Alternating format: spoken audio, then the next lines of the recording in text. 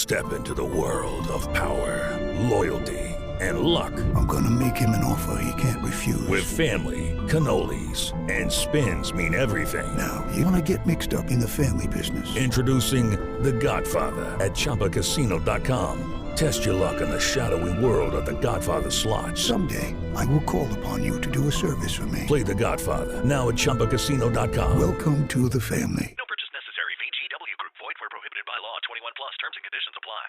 You just realized your business needed to hire someone yesterday. How can you find amazing candidates fast? Easy. Just use Indeed. Stop struggling to get your job post seen on other job sites. With Indeed sponsored jobs, your post jumps to the top of the page for your relevant candidates, so you can reach the people you want faster. According to Indeed data, sponsored jobs posted directly on Indeed have 45% more applications than non-sponsored jobs. Don't wait any longer. Speed up your hiring right now with Indeed. And listeners of this show will get a $75 sponsored job credit to get your jobs more visibility at Indeed.com/ARTS. Just go to Indeed.com/ARTS right now and support our show by saying you heard about Indeed on this podcast. Terms and conditions apply. Hiring? Indeed is all you need. Tape Deck Media. Step right up. Listen to the Awful Service Podcast. It's future radio on your computer phone. You've heard of Hanna-Barbera, Laurel and Hardy, Sears and Roebuck, now Doyle and Cocazello. Are you a bean counter at your boring job? Listen to the Awful Service Podcast. We've got segments, we've got guests, we've got Karens. The Awful Service Podcast, available where all podcasters streamed. Brought to you by Tape Deck Media. Ruddle me this, ruddle me that. We got the riddles that'll make you chat. Oh yeah, baseline stuff been through this tight. Get your funk on, we'll rock it tonight. One more time. Good morning, Ruddle Maniacs. Welcome back to another episode of Ruddle Me This. I am, as always, your host, Taylor Ruddle. We're up to episode 111 this week. You'll have to excuse me. I was really hoping to come into this episode with some more enthusiasm, but just sitting down now, I tweaked a new spot in my back. So I am trying to sit perfectly still now as to not aggravate it. And I've listened to myself talking. You can really tell something is up. So apologies for the lack of enthusiasm. We're just going to get straight into the episode. Absolutely cracker of an episode today. If you've been listening along, you'll know a few weeks back we had Ray O'Leary, TV comic, worldwide traveling comedian, very, very funny man, join us to talk about the TV show Glee. And sometime towards the end of that, he mentioned that he would be willing to have a sort of comedy chat on the podcast with me, which, as you can imagine, I was more than happy to take him up on. So this episode is basically titled, Ray O'Leary Lets Me Pick His Brain About Comedy, and we do it on the podcast for all you to listen. I'm guessing there's going to be a lot of stand-up comedians listening to this episode, and good on you. It's well worth the listen. Haven't really got anything to plug, but just go and sign up to my Substack, taylorruddle.substack.com.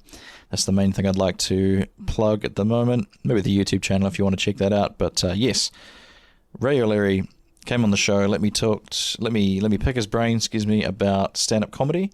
The main thing I wanted to talk to Ray about was the idea of sort of finding your perspective, finding your point of view, finding your persona, all that sort of thing, as that's the kind of the point that I'm stuck or sort of struggling with in my stand-up journey at the moment. So with that, let's get Ray on the show. You know him, you love him, Ruddle Maniacs. Welcome to the show, Ray O'Leary. Okay, welcome back, Ray. Delightful to talk to you again. Thanks for giving up some more of your time. No, thank you so much for having me, Taylor. Great to be back. Yeah, so we spoke about, we sort of alluded to this in the last podcast, that we were going to have like a proper nuts and bolts comedy discussion, and here we are. So if you're happy, I'll just rip into some of my questions that I had for you.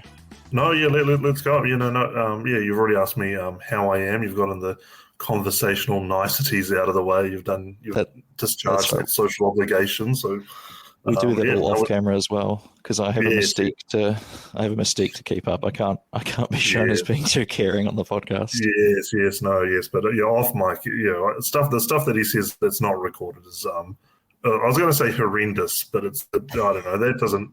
It's in an accent, is what I'll say. But anyway. Okay, so I guess the reason I'm quite a fan of your stuff, Ray, is because I think I said this to you the other day, which you kind of interestingly didn't agree or didn't see it, but I feel like your comedy stylings that you do is like this perfect marriage of good material with a really distinct character. And I was just wondering, when you started out performing, were you kind of like fully formed, or did you have to iterate and kind of roll in different aspects? Like, did you have your look from the first gig you ever did? That a good question. And I would say I would say if there were iterations, they're all very slight, small changes. I was actually just talking to some comedians about this the other day, about the idea of changing your character on stage, which I think is can be a risky move, because if you're basically when I first started doing comedy, I was so nervous to be on stage. We all have that fear of public speaking, which I would say doesn't ever fully go away. You're still, whatever the evolutionary impulse is that makes us afraid of public speaking, that doesn't go away. No. But you're right. You get more used to public speaking than other people. Like, you become better at it, but it never quite fully goes away. I'd say it's always still a risk every time you step out on the stage. Yeah. But when I was first gigging, I was just so nervous, and I think that made me kind of reserved on stage. I'm just not. Obviously, I'm not the most expressive person. But being on stage, I think, really reduced it even more. And I remember very early on, another comedian, she gave me some advice. She was like, "I know it's part of your character, but when you're performing, you should try to look at the audience. You should stop looking at your feet." And I was like, I'm doing all I can to survive out on the stage, So when I first started, I was very, I guess, the monotonous, nervous, the way I am still on stage. I think I was still presenting like that. Maybe I've become less obviously I'm a little bit less awkward. Like, I've been able to look at the audience, but I haven't changed hugely. And I think that's because, I think in the ideal circumstance, your character on stage is probably going to be 90% you, like it should already be you, but probably a little bit heightened in some way, or but it's still you. And as I was saying to my friends, you're probably making a huge mistake if your character wildly changes. Like if I came out in a colorful clothes and did cartwheels, or like ran around the stage the way Michael McIntyre did, I'd be doing something so foreign and alien to me that I probably, one, I couldn't write jokes for that kind of guy, and two, the audience would immediately detect it as fake and phony, and it just wouldn't be able to work. And so I think you need to be writing. I think the ideal situation is one where your character is, or who you are, is 90% of who you already are. And I do think I kind of started basically that way. Yeah. Where did the wearing suits idea come from? Was that something that you already did in your sort of in your private life, or was that you wanted a sense of sort of showmanship? Yeah. Where did the suit come from? I'll be honest, I've been known in my private life to wear a suit from time to time. I'll admit it, but it was, I started in Wellington in New Zealand, and there were some Wellington Comedy Awards, and the way the award ceremony worked at the time was, it was like a fancy dress night, and they also got newbies to perform, and I was one of the newbies that performed, and it was fancy dress, or like, it wasn't just, show up in slacks and a hoodie or whatever. So I wore a suit, and then afterwards, someone, I think I had a good set. Like, I remember having fun, and someone afterwards said, like, "Oh, that suit suits you." And then I was just like, all right, great, I'll just wear this forever. Because it was something I really did think about a lot, was like every single thing you do on stage matters, you know. And that includes what you wear, you know, what you wear when you come out. That's part of the first impression the audience gets of you. And I did find it annoying, I guess, trying to think of what I should wear on stage, you know. And if I just had like a suit that I always wore, then I'd be like, okay, great, that question is answered for me. Like, you know, I never have to worry. I never have to think about it. I never have to worry. I'll just always put on a suit. And I think I'm quite lucky that a suit is like, it does make you more memorable, I suppose, or like it does like people, like if someone sees me once, they won't be like, oh, wasn't it weird that guy was wearing a suit? You know, it's not that strange, I think, to wear a suit. It's not like I'm putting on a ballerina outfit. You know, like there are other more, you know, so it's not weird to be wearing a suit, but the fact that if someone sees me more than once, it helps them, I guess, maybe remember me, which I guess is like a cynical marketing view of it. But that wasn't in my brain, I don't think. I think mostly I was just like, what is an aspect of comedy I now don't have to worry about? And like, if I put on the suit, it's good. And the suit also, I don't think it looks particularly good. I think it's a fair thing to say. Like, it's not like, you know, it's not tailored or anything, you know. Right. So it looks, I like to think, and I mean, maybe I'm just thinking about it more than anyone else would, but I like to think it looks like I've gone to put in some effort, but I haven't quite nailed it. You know, like obviously he's dressed up, but it's not great. You know, it doesn't look great. Yeah. And the other aspect of it is something that I think is something I have tried to cultivate as well about my character on stage. Is I hope when I come on stage, I hope it kind of seems like it's a mistake that I'm on stage. You know, like it's like I was at an accounting conference or something. Like I've been pushed out. Like I didn't mean to come out. I've wandered out Mr. Bean style, and I don't know. I don't know why I'm there. And I think maybe wearing a suit gives a sense.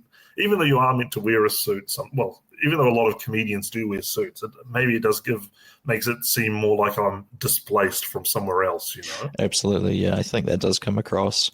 I was going to say as well, the way that you discovered your suit is actually remarkably similar to, you would be aware of who John Cena is, right? The wrestler? the John. I know the wrestler, yeah. He doesn't know. So one of the many similarities that you share with John Cena. Too many to list, but this particular one is he did this sort of Vanilla Ice white rapper kind of gimmick in the early 2000s, and that came about because they did an episode of Raw that was like fancy dress like that, and they dressed him up as Vanilla Ice, and then they saw him and it went, yeah, just keep doing that. And so then that sort of became his look, and then they eventually incorporated like a sort of military and sports person, because he would wear a different colored t-shirt for he would wear like the whatever city they were in's home colors for their team and that kind of thing. And so, but it all started with they just did it and then went, oh yeah, that's good. We'll keep doing that. Yes, it wasn't like some, I mean, as these things always are, it wasn't like some calculated genius move. It was just kind of like I stumbled into it, and it seemed to work. And yeah, there are other comics. Yeah, I think it does. I think it did help my career, but like I think it does make you more memorable. Which is I'm very lucky that there was that was sort of a coincidence. Yeah, because often, especially at an open mic, people might only remember one thing about someone, and if it's a sea of like people wearing jeans and a t-shirt in the car ride home, they go, oh, the guy wearing the suit was pretty funny, wasn't he? And then they would see it again, and that would be the thing that they remember. And so that's, I think, there's a lot of different paths people take in stand-up, and I was always of this sort of, I think there's a few people that start out like this where they think presentation doesn't matter. Oh, my joke's just going to be so funny that it doesn't matter that I don't have a character or don't have a thing. But then I think, I'm about 10 years in now, and I'm sort of starting to realize, actually, no, the presentation matters quite a lot. Yes. So that's been my sort of journey for the last couple of years, is trying to figure out a sort of thing that people are responding to. I don't think I've quite found it yet, but yes. I mean, it'd be a mistake for you to go, obviously jokes don't matter, and I can say whatever I want up there, provided I'm dressed the right way, you know. That's a good point. That's all I need. All I need is the presentation now. I made a mistake writing all these jokes. Now to go all yeah, that's a good point. It's not time wasted, that's for sure. Yeah. But I think, especially touring with David Corrales, he was saying, like, yeah, you've got to find something that people can identify with or kind of latch onto. So yes. that's been the sort of journey.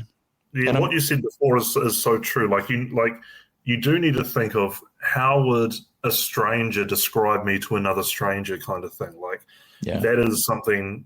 Like, I mean, this is obviously the main thing is you need to be funny. Like, there's no point worrying about all this if you're not writing good jokes. Obviously, you need to write good jokes, but then after that, you need to start thinking, how would a stranger when the audience are leaving the gig, how would they describe me? You know, like if all they can say is the guy that was on second was funny, well, I liked him. Like that's not.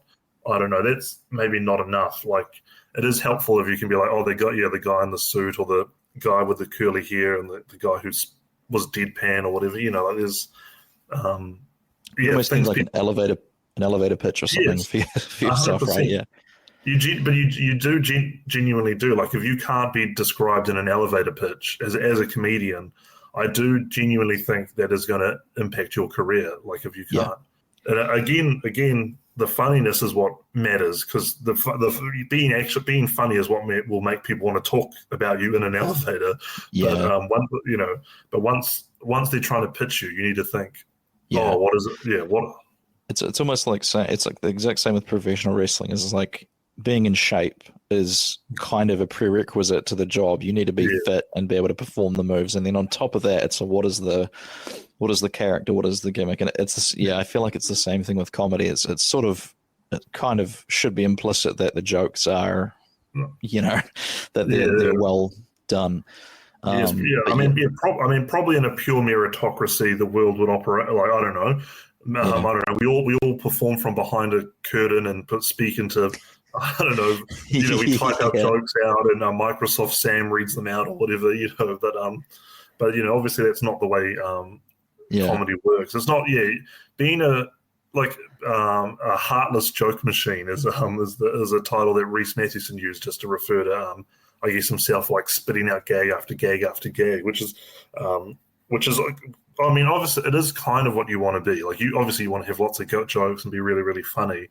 But if you're the kind of person who basically just does really good jokes and just destroys everywhere, there is an element that you don't build your own audience. I think maybe we discussed this last time.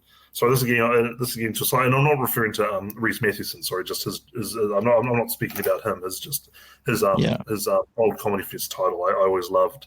But if you're I think a lot of club comedians can be like this. But like if you're the kind of guy who can make 100% of the crowd laugh all the time, that sounds like you're doing a great job. And you are, and you will live a fun life. But it will be hard for you to develop your own audience because everyone will like you, but no one will love you. I think that can happen if you become just like if you just become like a perfect joke writer and joke teller, but don't have a character or a perspective on stage. Yeah. And so that leads quite nicely into my next sort of question, because like I don't think I'm quite as I think we are similar levels of expressive when we speak. And like to the point where one time I was I thought I was giving a very genuine thing to my friend. He was showing me an app that he was working on, and he's from the UK. And I said to him, "Oh, that's really cool, man. That's really impressive." And then he leaned into someone else and said, "Oh, sometimes with Kiwis, you just have to remember that it sounds like they're being sarcastic, but they're not." And I was like, "Oh, I thought I was being really genuine there." Yeah. So. Yeah. I've had situations where I've complimented. We went and saw a friend of a friend perform music, and we complimented her. I complimented her as we were leaving, and all my other friends laughed, and they thought I was like being sarcastic or something. I was like, no. I'm trying to be so heartfelt right now. I know, right? And then so the question I had was, because this is a roadblock I've run into a little bit, is the idea of like I've read this comedy book talking about like almost like your character shouldn't really necessarily know that they're funny. Like the character is Sheldon from The Big Bang Theory. He doesn't think he's being funny, but the people find it funny to laugh at him, I guess. Yeah. And I've always found that so tricky to navigate, because just based on the fact that you're in front of an audience talking to them, it's kind of like, well, you're addressing them, and it's sort of a one-sided conversation. And I guess, did you ever hit any roadblocks with finding it hard to get a laugh being sort of deadpan and this kind of non-expressive style that you do? Yeah. Well, firstly, you got to stop using The Big Bang Theory as your inspiration for comedy. That's the first. Oh, shit. That's the main takeaway I got from listening to that. You got to start watching Arrested Development, Community, 30 Rock. Right. Okay. Yeah. But what about 2.5 Men? you got to get away from the Chuck Lorre universe, my friend. You got to get away. But I was going to say. First two things. There was the first, you made the point of, or this book suggested the comedian shouldn't know that they're funny, and that's. I guess that's an element of what I try and do. I suppose, like I try and, but I will sometimes refer to myself as a comedian, and like people. I am it's like a paradoxical line to walk to come out and. Like I've booked a venue during the comedy festival. I'm coming out and I'm saying funny things, and then to be like, why did you guys think I was a like it's like a, maybe it's what is it as you talked about earlier, the idea of kayfabe or whatever, or like I don't know, you and the audience are buying into this crazy fictional world where you're not a comedian and you just happen to have wandered out. But I know there are plenty of successful comedians who I think make it known that they are a comedian. Like, exactly. Like Stuart Lee, the British comic, I think is the most obvious example, where all his comedy is about how he is a comedian, and and it's often about like how the gig is going badly and about how he hates other comedians, and and then less obvious, but still like someone like Dave Chappelle's the first one example that comes to my mind, but there are comics who will like laugh at their own jokes so much they bang the microphone into their knee, and like those people can fill out stadiums and stuff. So you don't have to, there's never no one right way to be a comedian, But to go back to being the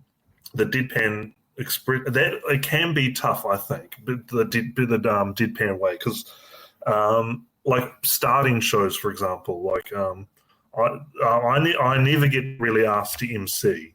There was a brief period in time in Auckland where I MC'd a lot, which I think was it didn't go as badly as you'd expect, but it didn't go so well that I wanted to keep doing it. And I was also conscious I didn't want to be the kind of comedian that was good at MCing. Like I think in my like an MC is very affable, very friendly, is good at creating a good vibe in the room and being friendly and likable. And I, the spot that I wanted was the headliner. I wanted to be, but anyway, the point is when you're deadpan and expressionless, it can be quite hard if you're doing a solo show or if you're in a room with very few people in it. It's so hard to get the energy in the room going. You need, like, you want there to be a good vibe, and if you're high energy, you can kind of, you're yelling or whatever, or you're, moving it. High energy people are kind of like a firework on stage, and you can kind of create this cool party vibe and get people into it. And I think it's much more tricky if you're lower energy, because if the vibe is already kind of low or you're starting at zero. It's just it's much trickier to create a good vibe in the room if you're not yourself presenting the good vibe. On the other hand, though, is that there are two ways of getting an audience's attention, I suppose. One is being high energy, and that's when the audience sort of can't ignore you because kind of you're in their face, Yeah. But the other way, which is the way I do it, and maybe the way you do it, is hopefully by speaking quietly, the audience have to shut up and listen. Like they have to lean in if they want to catch what you're saying, So I would say, yeah. So I don't know. There are benefits. I do think though, being deadpan, I guess, can make you stand. Well, I used to think being deadpan made me stand out in New Zealand, and then I watched an American comedian on one of our lineups. I watched Leslie Jordan, the woman who was on SNL. She was in Auckland for a little bit. Yeah. And I watched her do a set, and then I was like, oh no, all New Zealand comedians are deadpan. I was not standing out at all. Shit, that's funny. This is what a high energy act looks like. But yeah. Anyway, the point. Sorry, I ramble, but No, it's all good stuff, man. It's all good. I do think it can make it tricky to start a show. It does mean if you're deadpan, it does mean you're the kind of comic people probably won't want you to MC because it's tougher for you to create a good vibe in the room, I think. But the other hand is you can potentially create this thing where people are like, oh, what is he saying? Let's lean in and shut up. I do love.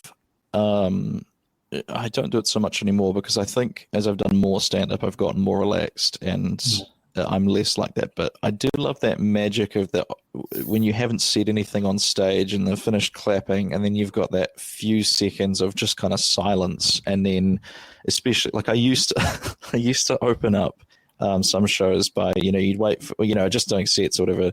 The silence would sit there for a second, and then I would just be like, I got a girlfriend, and like that would normally get kind of like a laugh at it because it was just so random and the weirdest thing to start talking to someone. I don't do it so much anymore, but yeah.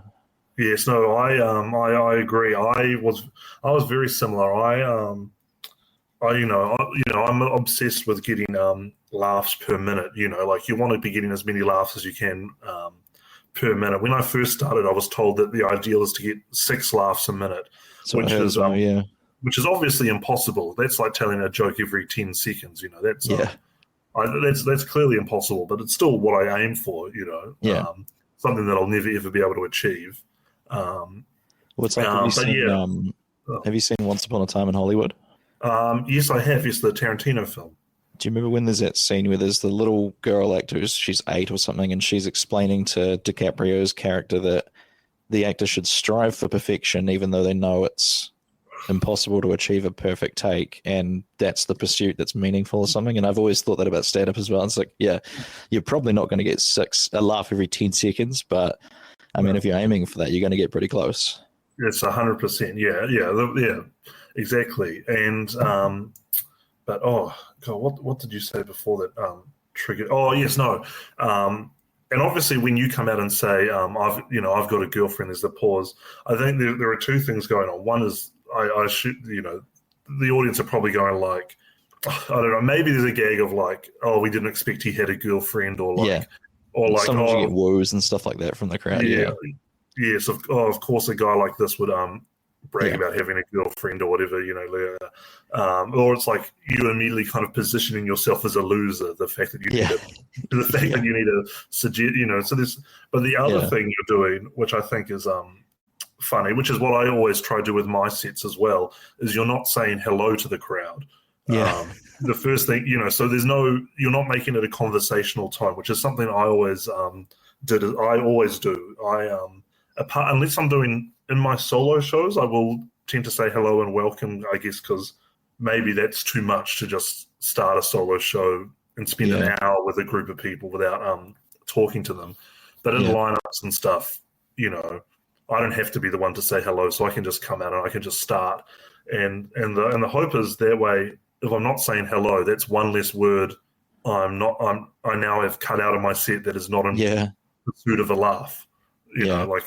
And then again, by just starting it, you makes yourself seem more alien and weird. Like, oh, this guy's not following normal conversational protocols at all. He just come out and just started talking to us.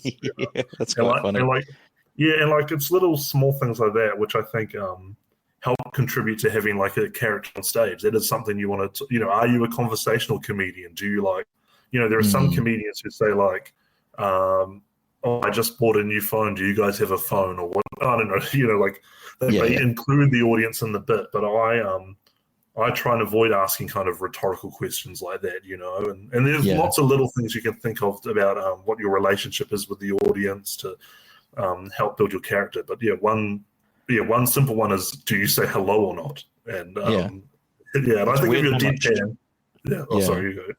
I was just going to say, it's fascinating how much you draw about someone from whether they say hello at the start of a comedy set or not. Like you can actually tell a lot about someone's values and everything. But sorry, continue. 100%. And the other thing is that opening line when you do stand up is so important. I think it's something I think about a lot because and you need to so first of all you're coming out to a crowd who often, you know, vast majority of them, you know, don't know you, don't care about you, don't like you, whatever. And so you need to, as quickly as possible, convince them you're funny. So you have to tell them a good joke. And then you also have to, not only do you have to tell them a good joke, but the joke has to give the audience a sense of what you're going to be like.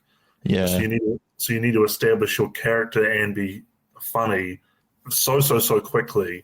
And I think being able to figure out that opening line, that kind of stuff. I think that's what makes that kind of skill set is what makes stand-up comedians, I mean, so good and so good at doing things like short gala spots and things like that. Like it is really, really hard to be funny in a 4-minute spot. It takes a very specific skill, and stand-up comedians are the people honing that kind of skill. Like whereas if you do an hour theatre show, you know, you can take all the time in the world to like introduce your character to the crowd, whereas stand-up, you know, we've only got 10 minutes, so I need to straight away let you know I'm funny and this is what I'm like. That's right. Do you I guess we could sort of transition into a little bit of the material now as well. Like how many solo shows have you done over the course of doing stand-up? Oh, that's a good question. Off the top of my, let me just, there's the first one that was a terrible show. Then there was then I did Ray Against the Machine. Then I did. That's a great name. I remember that one. Thank you. I've since decided I will never do a pun on the name. Oh, maybe I'll do one more pun on the name Ray, but I'm going to try to avoid it for the time being. Ray Against the Machine. Everything funny all the time. Then I did last year, so that was Your Laughter Is Just Making Me Stronger, and now. Thank you. And this year on my show, I'm about to start doing my 5th show, which is Laughter I Hardly Know Her. Yeah. How do you come up with this? Like, I guess the Everything Everywhere All at Once was a parody on the film title. How did you come up with? It was not actually. I was very. So many people thought that, and I was very frustrated. But the show was called Everything Funny All the Time Always, and people thought it was in reference to Everything Everywhere All at Once, which I love. It is a great film. It is a great film, but it was actually a reference to 30 Rock, and they had an episode where the weather in Korea, the weather in North Korea was everything's sunny all the time, always. And so I took that and I changed sunny to funny. Yeah, that's seamless. And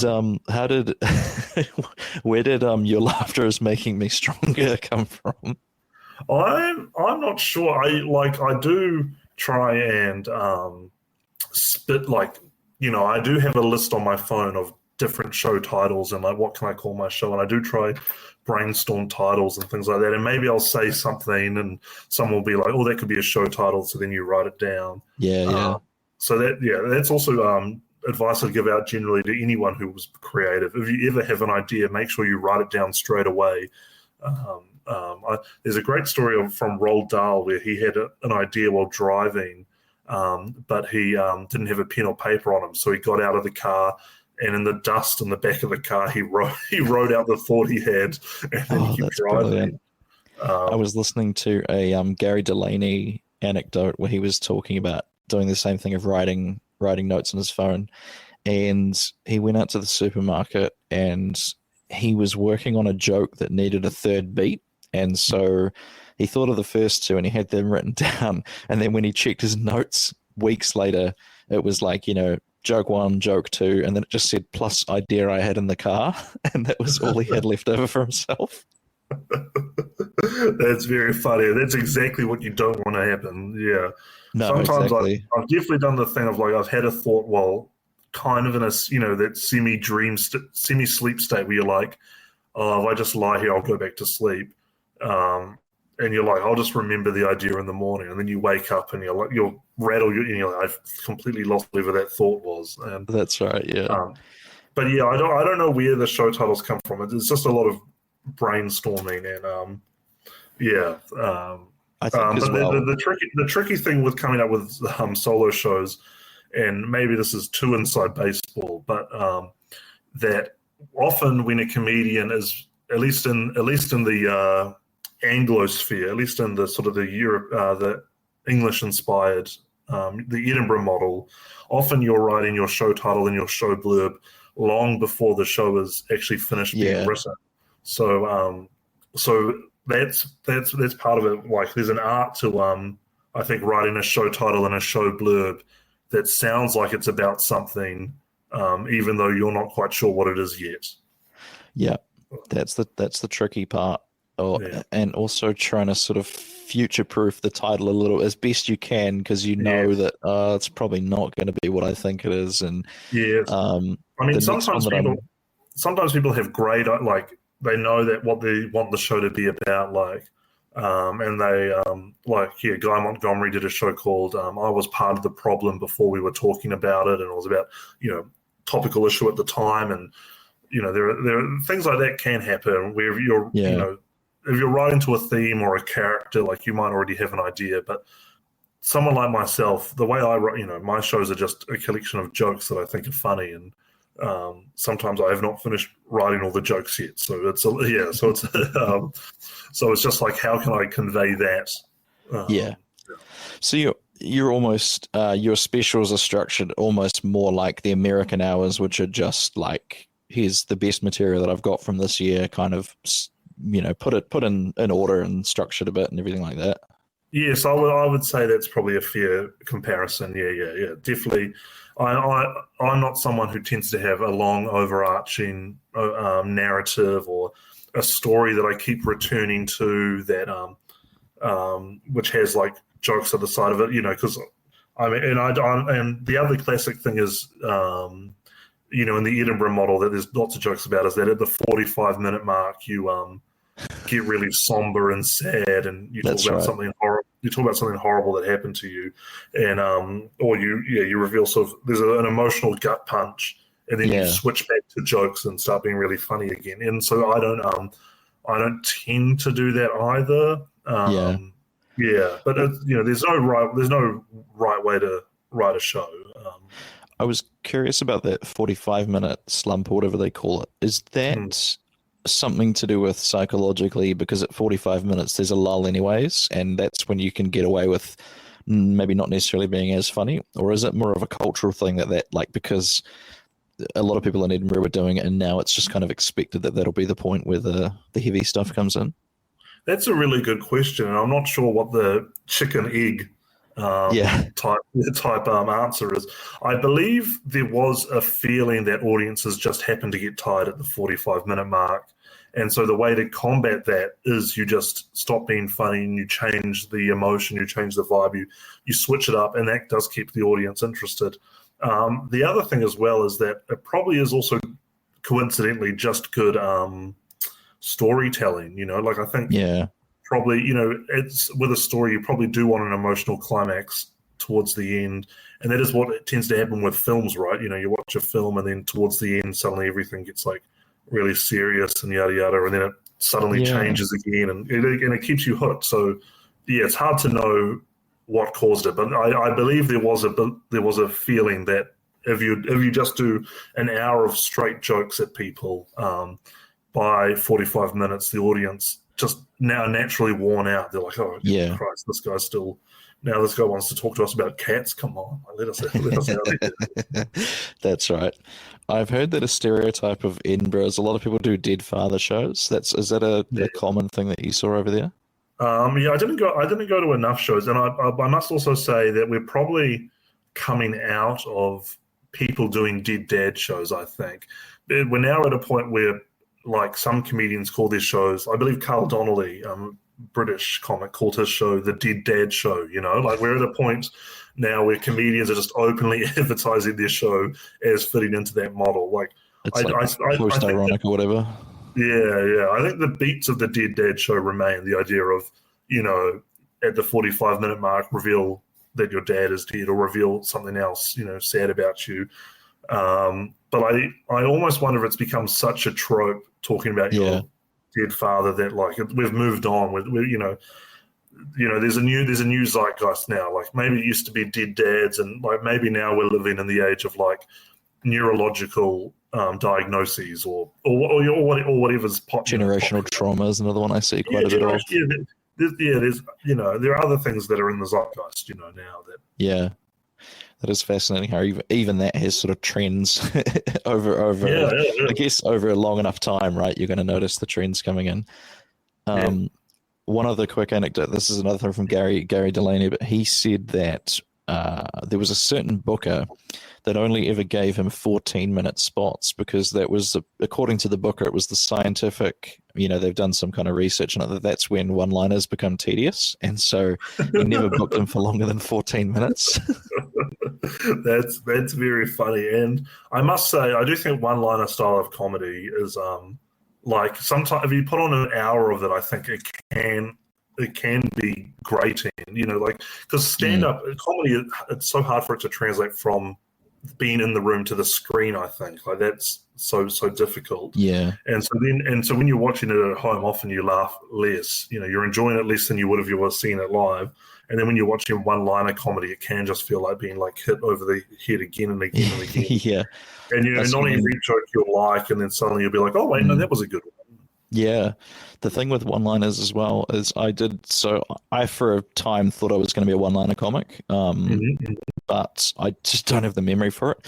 And because, you know, you've got to memorize 300 odd jokes for an hour show. So what I use them for is I just have a clipboard with one-liners written on them so I can remember what bits and pieces, and I'll just do them as palate cleansers if I'm doing like a work in progress show or something. I'll just say, all right, that's that story, we're going to do a palate cleanser now, and that served me quite well.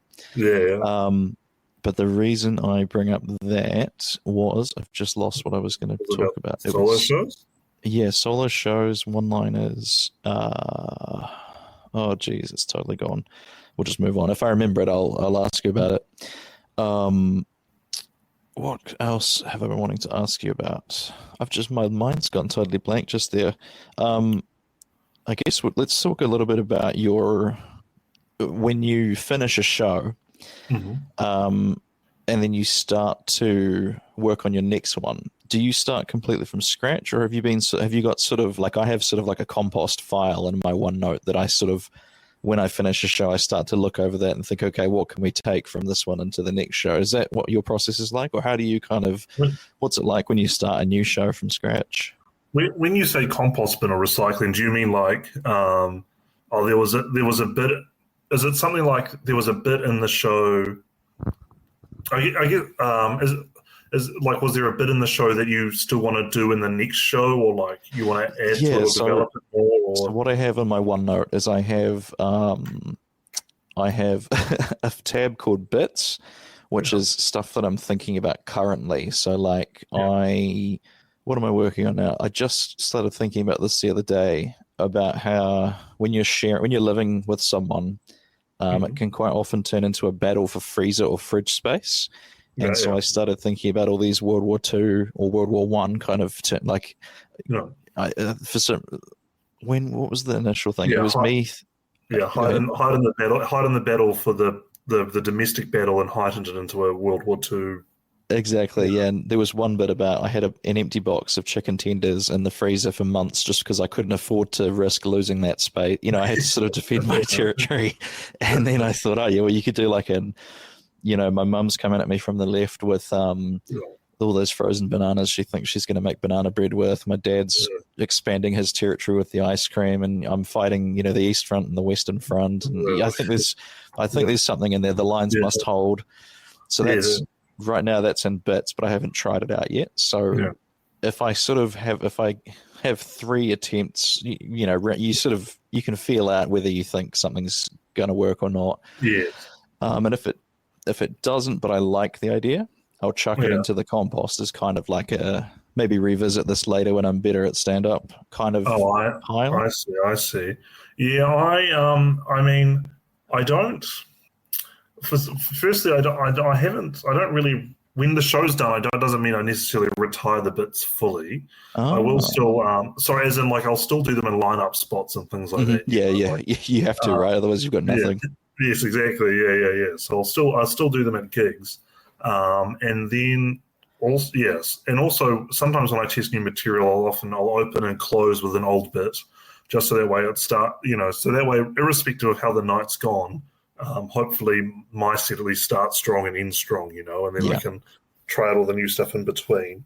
But I would say as a rule, I tend to try and at the moment I've started going back and looking through my old notebooks from previous years to be like, is there anything else in here? Or did I have any thoughts that I could maybe resurrect or ideas? And I do think I actually have some, but, you know, the issue is the further you get away from the ideas you wrote down, the harder it is for you to remember why you thought that was funny or the headspace you were in, or, you know, sometimes you do write.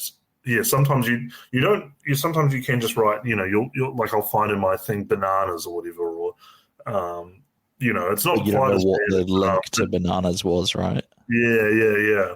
So I do tend to avoid that, and often it's like, oh, I've got to write a new show this year, and I'll just try walk around and have, you know, hopefully new thoughts will come to me, new observations. You know, hopefully someone will say something strange to me, and then, you know, and then I'll be, you know, which is what's happened with this show. Someone said something strange to me a few months ago, and now it's the opening, you know, 5-6 minutes of the show, you know, and so there's an element of luck, I guess, and, you know, hoping things like that happen, and you remembering or noticing silly things. So I'd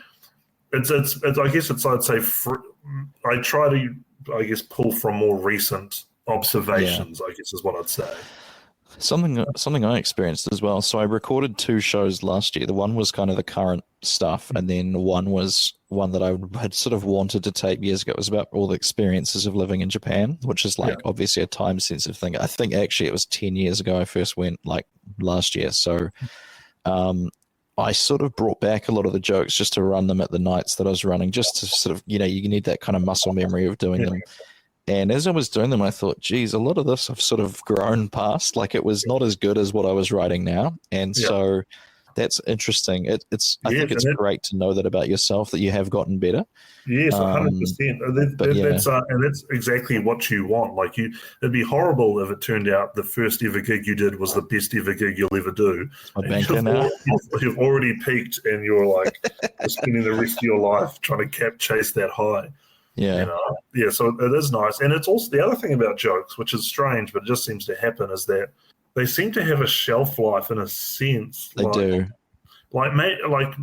Maybe it is like you get out of the right headspace, or like you stop performing a bit for a while, so you kind of forget all the small things you were doing when you perform it. But I've definitely done bits that I remember, you know, killing it in shows and spots and stuff, and try to bring it back, and then just struggling so hard with the bit, being like, I thought this was a good joke, but I guess I can't do the sunrise bit live now anymore, you know. Oh, really? Wow. Yeah. That was one bit that I tried. I mean, maybe I'm just drawing too hard from a particular audience. Like maybe that audience had, you know, it wasn't one of my solo shows. Maybe the audience had seen it.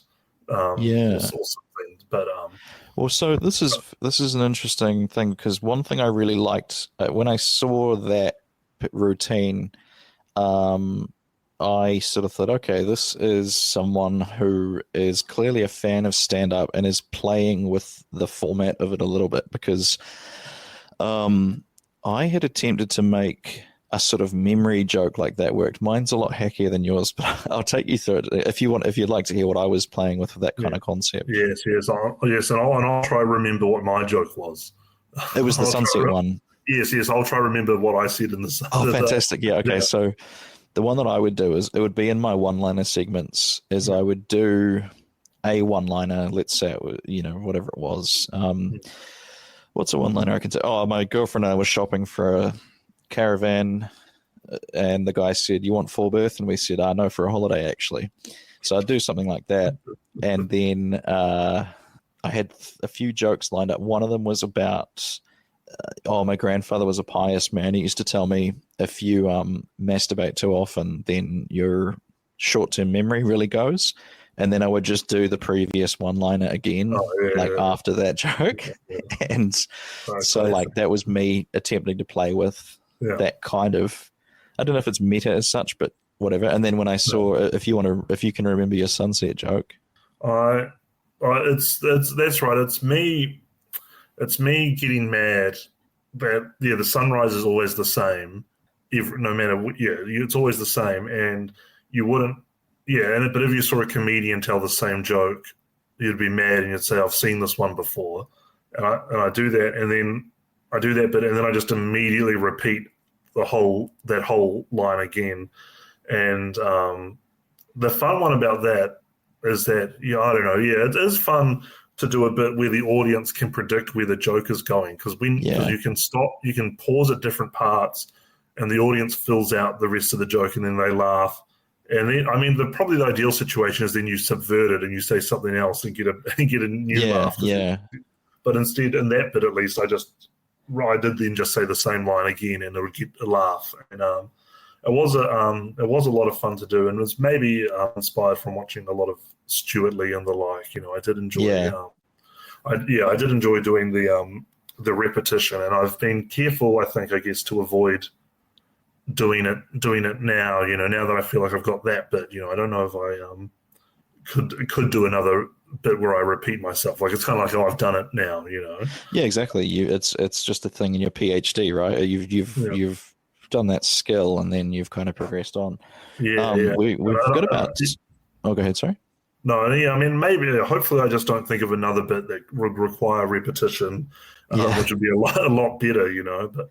I've often been surprised at, I've never been called out for someone saying they'd seen a joke online before. So I think we assume people watch more than we think, and whereas maybe they've seen it, but they're not paying as close attention. But I was going to say, we've got about 12 minutes before you got to get going. So I just wanted to ask you a couple of things as well at the end about social media. Like, have you always been a clips guy, or have you got a team? What was your kind of process in getting that kind of up and running? Because your social media game's great. There's always really funny stuff coming up. Oh, thank you. Sometimes I'm in two minds about my own social media, I guess. Sometimes I'm like, does anyone really want to see this, or do they, like, is this going to be any good or not? I'm so sorry. Maybe you want to edit this out of the podcast. I just need to text my friend who just tried calling me. I can pause it, I think, actually. Let me just. Alrighty, we are back. Okay, yes. And the other, sorry, this you might also want to have to cut this out as well. Sorry, but I do have I have more time than I realized. If you want to talk, if you want to chat about some other stuff. Yeah, happy to. But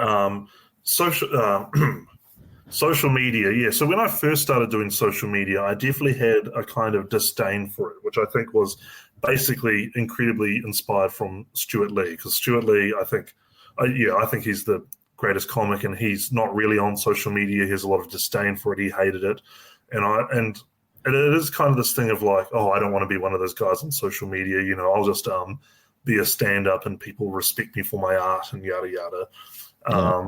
And so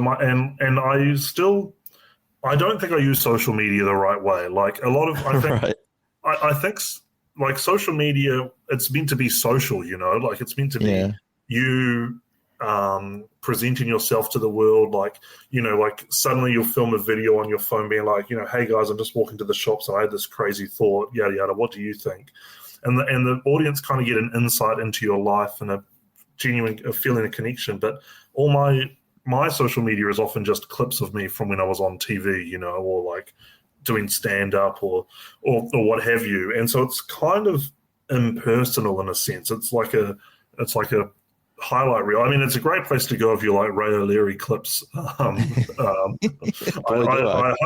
highly recommend following me. And, I do post about upcoming shows and stuff, but it's not, I don't think I use it to its fullest degree, but I think to do that would require me being a different kind of person, Yeah. But, so I used to have this kind of weird relationship with it, but as I've gotten older, I have realized, social media is basically the TV and radio exactly. of our time. Like it'd be crazy to be a comedian back in the 50s or 60s or whatever and be like, oh, I'm not going to go on the radio, or I'm not going to do What's My Line or whatever the hell, or What's in the Bag, or whatever the hell the shows are on back then, and I didn't refuse to do TV when I was offered the opportunity. I wasn't such a stand-up purist that I refused to do panel shows, So, and I do think if you are a comedian starting out now, you do need to figure out how to do social media, because it's your way of developing an audience. Yeah, and that's the thing is, I think, I don't want to say there's no gatekeepers, because I know the algorithm is definitely a beast to be kind of like, you have to work in with it, I guess, but I forget where I heard it or saw it, but there was someone saying, it was that same kind of idea. Someone was saying they were too much of a purist. They wanted to just be respected for their art. And the person said, look, there are more people watch YouTube than watch TV right now. And there's no bar to entry to start uploading stuff to YouTube. And I remember hearing that and thinking like, that is very interesting and correct, because yes, that's true. We are kind of elitist and snobby about social media, but when you think about it, it is actually kind of the great equalizer. It is, yeah. Yes, there is an issue that, like, I guess there is a lot of social media content that's like slop, or it's risen to the top, and you think this is not very good stuff. But also television is like that. You turn on TV, and it's always been like that. There's like shows where it's let's look at how ugly your body is, or can these two people date, or what? There's a lot of like but and these people will still do TV. Yeah. But I was someone who was never really uploading clips or anything like that. I used to have the perspective of, I guess, treating all filmed content almost like it was doing a special, like if you film content and you put it somewhere, then you've burnt it and you can't ever do it again. Yeah. But the longer I've done comedy is, the more I realize that's not really true at all. Like would probably advise, like, you should maybe avoid repeating jokes that you've filmed and they've done well on social media. You probably should still try avoid that.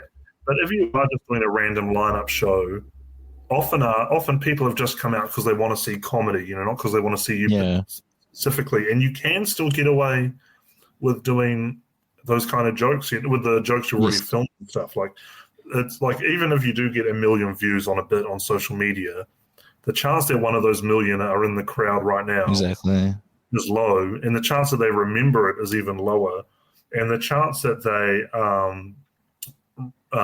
in the crowd, can remember it, and will be mad if they hear it is minuscule. Some people love hearing the same bits again.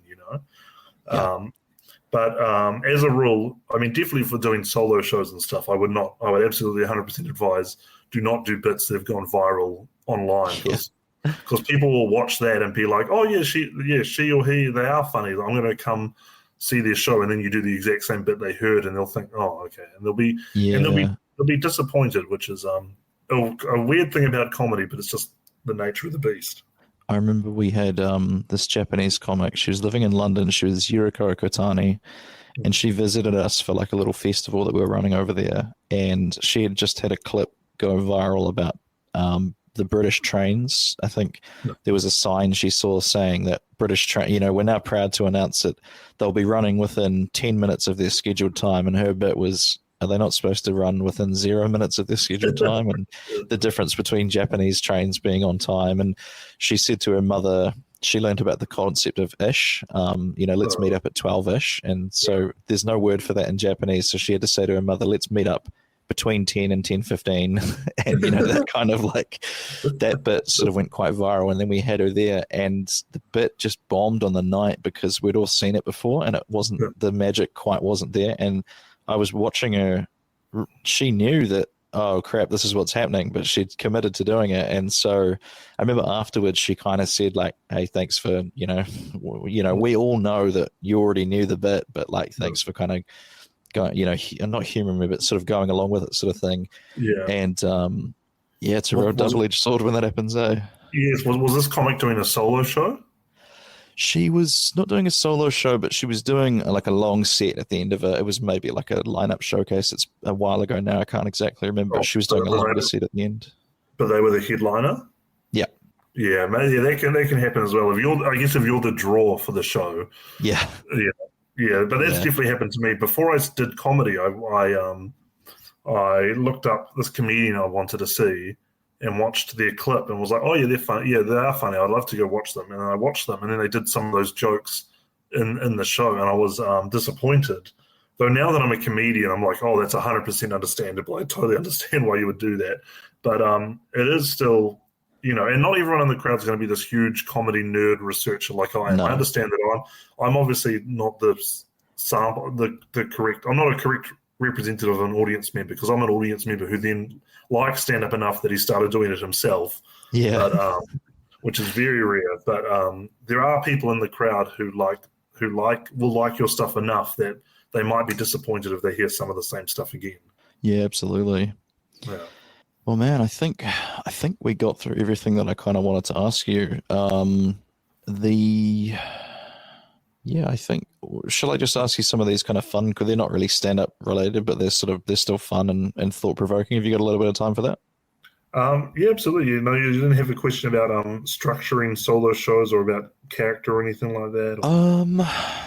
I guess it's one of those things where so I'll tell you where I'm at, is like I'm not really sure what my character is, and I think the tough thing is because I'm not that much of a character in real life, do you know what I mean? But then the tricky side is I'm not quite as sort of monotone or deadpan as what you do, but then I'm not overly top. I'm just in this weird, awkward medium zone where I'm not really like anything. Yeah. And I probably, to be honest, I'm a bit like that club comic we were talking about before, where a lot of my stuff will get laughs, but I don't necessarily connect with the audience. It's tricky because I think I'm just sort of a beige person, like in general. And I think I've sort of weirdly been trying to express myself a little bit more in this last year. I had this funny thought. So I'm about to turn 33 this year, and I was thinking this sort of stuff where people experiment with their clothing and their look and stuff is kind of what people when they're 13. And so I just had this funny thought of like, that's sort of funny to be doing that 20 years later. So yeah, I'm not quite sure. I'm just not quite sure what to do is the main thing. I don't necessarily try to be anyone else up there, but I just don't think I just don't think I'm that remarkable, if that makes sense. Well, I mean, I can't. Obviously, we've only met one or two times in real life, so I can't. I'm not asking you to fix this problem for me. It's the sort of thing I think you just have to figure out. Yeah, there are some people who have been quite unremarkable personally, who still have had great success in comedy. Yeah.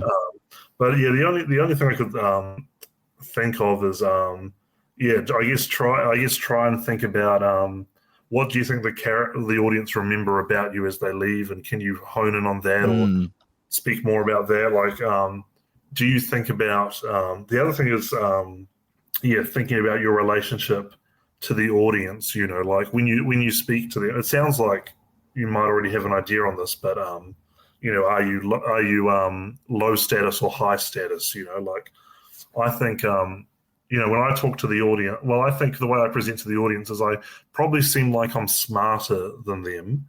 Yeah. I seem like it, but I'm also clearly like some kind of nerd. So like I'm a failure in every other aspect of my life. Or I'm so book smart I've become stupid again, kind of, Yes, yeah. I also think there is I think you used the word alien before, and I think like I really like your bit about the mattress protector, because that's the sort of I would get stuck on a word. Like etymology is a big thing that I get stuck on, and so seeing it almost feels like we can actually see you as the character exactly as we see you now, but you're in your house sitting at a desk going, why is it called the mattress protector? And so that kind of stuff I like. And Oh, thank you. Yeah, that's good. That did come from a genuine frustration of, I'd moved and I had to buy a mattress protector, and I was annoyed. I was just like, this seems so stupid that I have to buy this thin layer of fabric. What a waste of money. Who cares? And the anger from that, the annoyance of that, I channeled out into the bits, and I do think, and the same with the sunrise. I was looking after my flatmate's dog at the time, and I had to take it out to pee. I needed to pee, and I needed to pee so early in the morning I could watch the sunrise. And I was just furious that I could see the sunrise. I was so mad that I was watching that sunrise over the hills. So I wrote jokes about it. But I think the way I present, I never seem angry, like I don't think I seemed angry on stage, but it did, I guess, come from a place of annoyance, Yeah.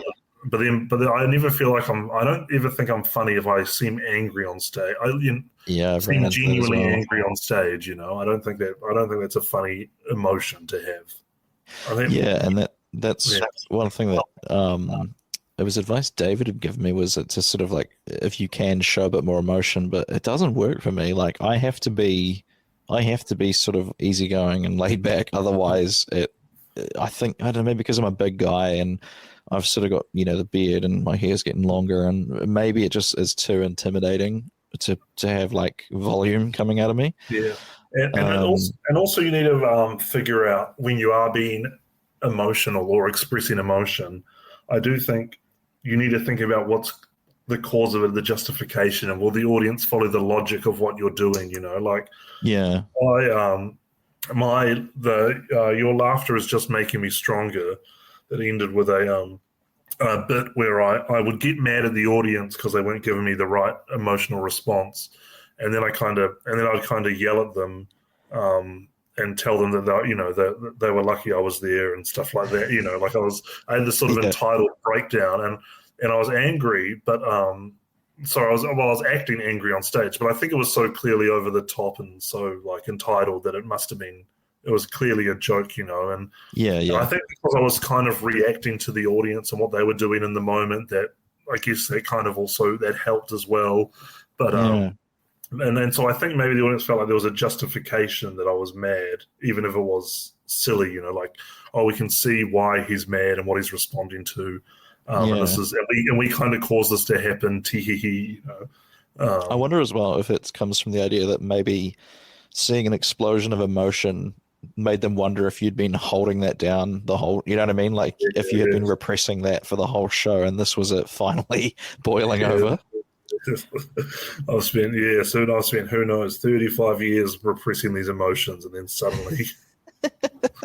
Do you follow any of David Mitchell? Oh, the British comic. Just I enjoy Would I Lie to You, and I've seen clips of his. Yeah, I'm a massive fan of Peep Show, which is like he plays this sort of stuffy, very repressed kind of. And it's the exact same thing where he's not exactly stupid, but he's not really as smart as you would think he comes across. I do see a little bit of that in your presentation, and not exactly the same, but almost. Sorry, I was going to say Norm Macdonald once said, "No one wants to laugh at the smartest guy in the room." No one. Yeah. No one. Yeah. And I don't think that's necessarily true. Like I think you can present as intelligent and get laughs and whatnot. But and you can do lots of jokes where you're smarter than another person. Like you're pointing out the foibles of someone else. But audiences also do really like if you are acting intelligent, but then you do something dumb. You pull the rug out from underneath yourself. That's right. Yeah. You expose your hypocrisy, or yeah. Or if you kind of get your comeuppance or something. Yes, exactly. Yes. People like that a lot. Yeah. Yes, 100%. Yeah. But I looking back at my career, I do feel like I'm someone who's lucky that, like, I am naturally this kind of, I guess, bookish maybe, or nerdy, or, reserved. And then I was able to do that on stage. And I do think I was doing it at a time in New Zealand. Well, yeah. So, and then, like, I think I had, I'd walk out on stage and I seemed like a nerd. And the audience, I'd look like a nerd, and then I'd start talking, and the audience would be like, "Oh yeah, this guy is a nerd," right. Yeah. And I think I was lucky that I existed in a time in New Zealand where there weren't really many other comedians occupying that kind of space. I don't think. When you think about it, like, despite the preponderance of straight white guys doing stand-up comedy, there actually wasn't many honing in on. And also plenty of straight white guys talking about being a loser and stuff on stage. But I don't know if there were that many who, wore glasses and, were as committed visually to looking like a loser as I was. What were the sort of, was it more of that kind of, not slacker as such, but that sort of easygoing sort of burnout post-college kind of, was that what a lot of dudes were doing back then? Yeah, like, were they trying to be cool, I guess? Were they trying to be cool? I'm not sure. There were some comedians who I felt like, I remember when I started in Wellington, there were some comedians I felt like who seemed to what's the word? It was like they would refuse to do certain kinds of gear or certain kinds of jokes if they thought it would make them less appealing to women in the crowd. And I remember always feeling very mad about that. Like, they weren't comedy purists, they cared. I think there was just there's a lot of when you're guys doing stand-up, there's a lot of jokes of like, I cry myself to sleep kind of thing. Or I'm single, I don't have a girlfriend. Yeah, there is a lot of that. But I don't know what it was about me that, but I think I did have like a perfect storm of attributes that maybe made me seem more obviously nerdy. And the other thing I did try to do, which I do think is genuine advice, I think there's like two ways, at least with your content, there are two ways to stand out, I think, in comedy. And one is to look at what firstly, look at what everyone else is talking about. What are the kind of jokes that keep coming up again and again and again? What's everyone else doing? And one way to stand out is to also talk about those same topics, but talk about it in such a funny way that you're head and shoulders above the rest. You stand out. Yeah. Like, I think Nick Ruddle was someone who might fit that in New Zealand. Like, he's someone who talks about the quotidian, the pedestrian aspects of like married life. But I do think he's really, really, really funny. Like, married life is something that has been discussed by other stand-up comedians. But I think Nick Ruddle is doing it at such a high level that he does stand out when he does it.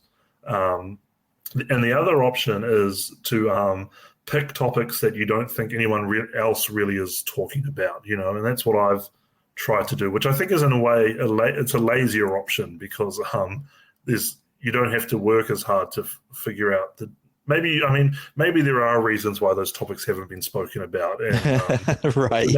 So maybe it is harder to come up with some jokes, but like, when I perform, I never have to worry if the guy on before me has done a mattress protector bit. I'm like, okay, I'll know that joke will always be fine for me to do. I'm never following another mattress guy. No. And it does make you stand out. I think doing that kind of content. Yeah, and Roy Wood Jr., an African American comic, also talked about it. About how I love Roy. Yeah. He used to watch Def Comedy Jam, which was all black comics, and he'd make notes of the topics they were talking about.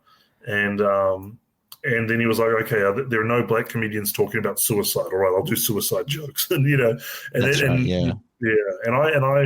not I've done a similar thing, but I have gone to, like, say, open mics or raw nights, and you're watching people do comedy for the first time, and you see what topics come up. Like, I saw people doing jokes about foot fetish stuff, I guess, being attracted to feet, and then I'm thinking, okay, well that's done. That's what the public are already making jokes about amongst themselves. So I'm not gonna. There's no point. I mean, not that I would ever do that kind of content anyway, but I was just like, oh yeah, you can't talk about that now. That's done. Yeah, it's there's definitely, I found as well that like I hear some jokes that come up at open mics or people just throwing around material, and I just sort of think, I feel like I've heard this joke but done on Facebook or Twitter or whatever. And so I think I'm with you. I tend to go in the more, stuff that people aren't really talking about, or like I think I'm trying to write a parallel at the moment about how, because I don't, not a smoker or a drinker or anything like that. I think, are you similar? Yeah, I've definitely, I've never smoked, and I cut back on my drinking significantly. Yeah. So, yeah. The vibe of your character is that he's maybe like a cider guy, or so, you know what I mean? Like not he doesn't abstain, but like, he's not a boozer kind of thing. But and I mean that doing teetotal material is tough because people automatically feel like you're holding the mirror up to them, so it's hard to get a laugh of it. But I found an interesting angle because people will assume that it means you have good willpower if you don't smoke, but for me, it's just because I've never smoked before. I've never had the opportunity to be addicted. I would be addicted as soon as I try it, but I haven't. And so then I started playing about with the idea of like, well, what is my vice? My vice has been food, basically. So I was messing about with all these things about Big Macs. Like, people will say like, I'm a 3-pack a day smoker. I made a joke the other day about how I used to choke down Big Macs. I'm a 3-Mac a day choker, or that kind of like absurd thing like that. Which just the fact that it was like, I was happy with it because it's like, well, I've never heard anyone even string those words together at all. It's a beautiful use of language to produce a truly horrifying mental image. I think choking down. Yeah, exactly. And then I liked the idea that I would be waiting at like a bus stop and another big guy would come up to me and ask if he could bum a Mac, and then I would take a bag out of several Big Macs and hand him one. You only have McDonald's if you've been drinking at a party, or there's a Big Mac going around. That's right. That's quite funny. Yeah. Something about a big patch, like I'm on the patch now. Or, you've got the little ketchup sauce from McDonald's on your arm. So what you said before about thinking you've heard it on Facebook. Yeah, the other thing is like, if you do material that like has kind of been talked about before, there's nothing wrong with doing that. You just need to find new angles, obviously. But it can sometimes feel like it's stuff you've heard before. And I do a big part again about comedy is you want the audience to be thinking like basically it's like, why should the audience come see you instead of staying home and watching Netflix? Or like they can get memes on their phone now, so what are you adding? And I think it is a thing of like, if I'm doing stuff that they've kind of already seen before on the internet, or they may feel like they've heard before, it does feel like, they I don't know, maybe I'm too all high-minded and cerebral about it, but, I like to think I'm offering them something that they can't get elsewhere. Yeah, absolutely. Or at least, or maybe that's a lie, but at least it feels that way to them. Well, that's the thing. If they feel it is, then who's to say, right? Yeah. Well, I think, I can't really think of anything else to pick your brain about. No. Thank you so much for the chat. It's been great. Oh, I'm glad it was as good for you as it was for me. I think this one will be a good one for new and up and coming comics to listen to. If you are a new and up and coming comic, what I'd say to you is, as well, more practical advice is set up a new bank account. Any money you make from comedy, put into that account. Don't touch it, and keep looking at it and figure out when you can give yourself a weekly income threshold of like, if I'm earning this much just from comedy, then I can go do comedy full time, and just watch that account, and also make sure you save up money other way. But I think that's just a practical bit of advice that I feel like no one talks about. But but you need set up a separate bank account and pay attention to it, and when you feel like, oh, I've started to earn enough money on average from comedy a week, then go full-time or part-time or whatever.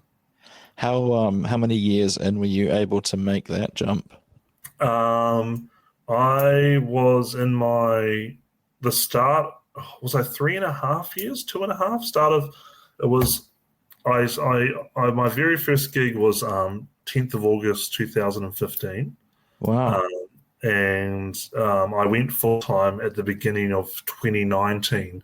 But I had looking at my spreadsheet, I had been actually getting enough paid work that maybe I could have gone earlier, but I just hadn't realized it. And wow. But I had shifted from, by this point I had, like I did have like a proper office job, and then I moved to Auckland. I started doing like more admin type work and like more part-time work. So I had by this point already, I guess, reduced the number of hours I was doing, and this was just and so then I went full time. So 3 years in, you were earning enough. That was just doing spots around, or was that from TV and stuff as well?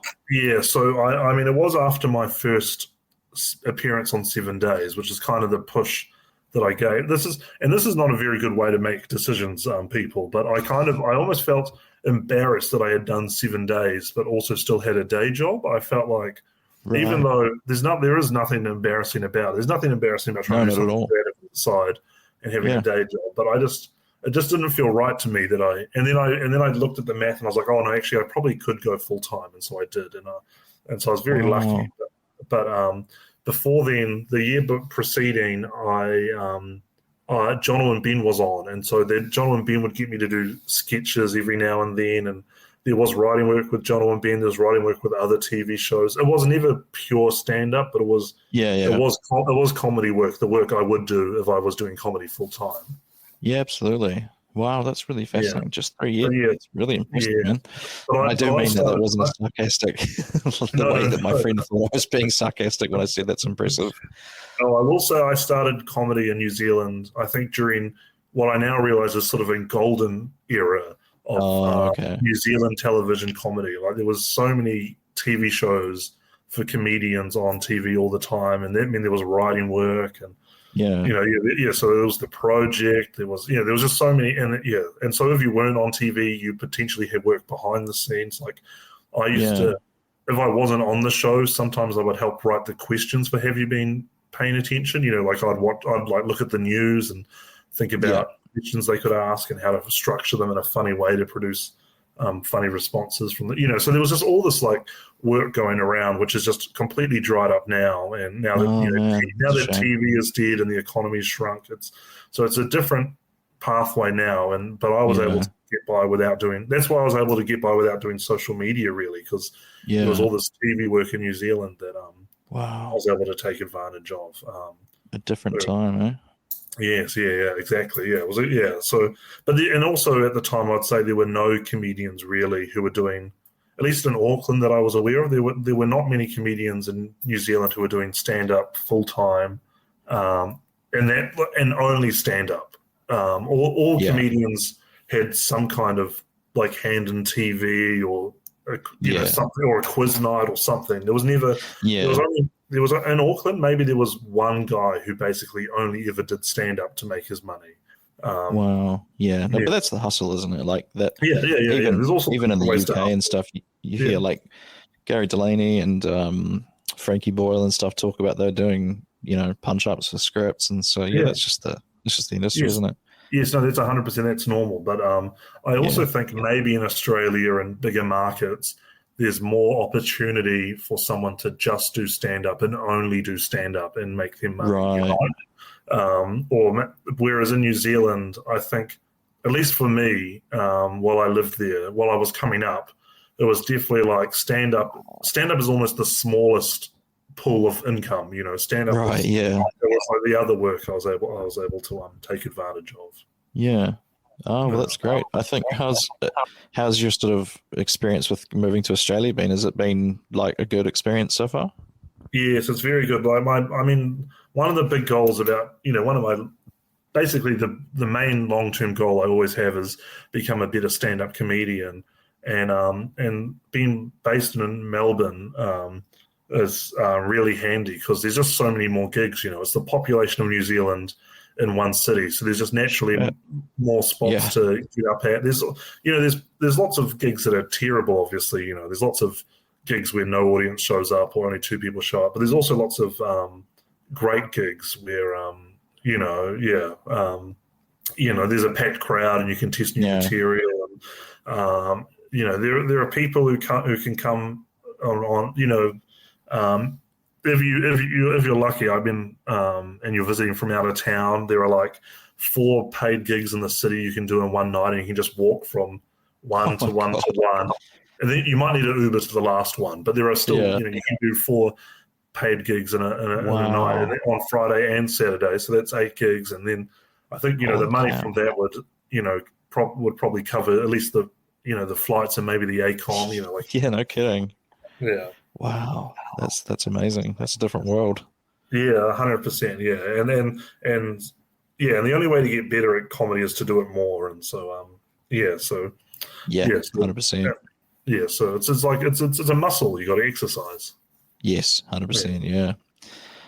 Let's get some plugs in. So you've got a new tour. I think this will go up in about a month's time. Do you have any idea where you'll be in about a month's time? Yes, I believe I will not have been in Christchurch yet, so please come to my Christchurch show. I'll be going to Canberra, Adelaide, Melbourne, Sydney, Brisbane, Wellington, Auckland, Newcastle, Hobart. I'm trying to remember the dates and lining up, but yes, that's all the spots I'll be going to. So please come check it out, and I believe more will be being added, and I think I might have a big announcement. Regardless of where you are in the world, read my stand-up. So hopefully that'll come out. I don't know. Actually, I don't know if that'll come out within the next month or so. But keep an eye out. Keep an eye out. Keep your eyes peeled.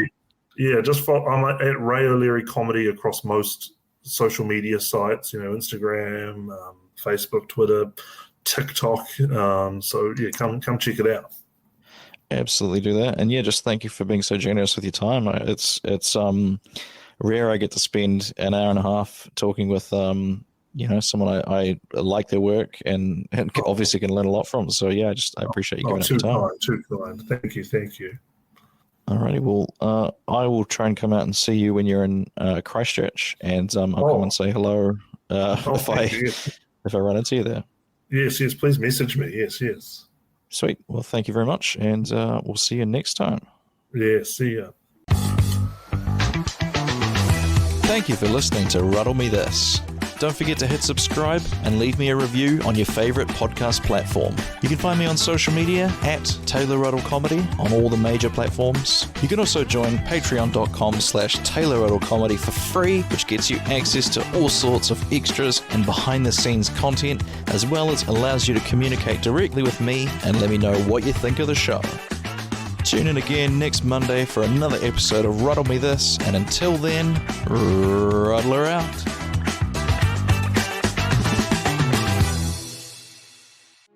This has been a Tape Deck Media production. Thank you for listening.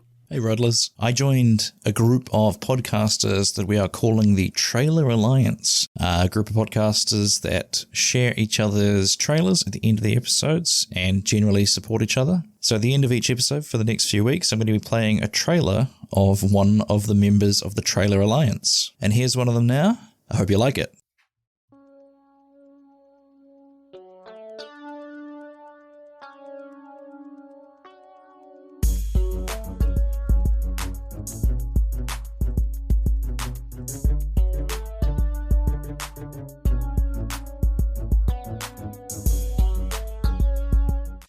What's up, everyone? This is JJ. Listen, I'm always wanting to try to engage with you all, but some of you are still so shy. Please don't be shy. I'm not going to bite.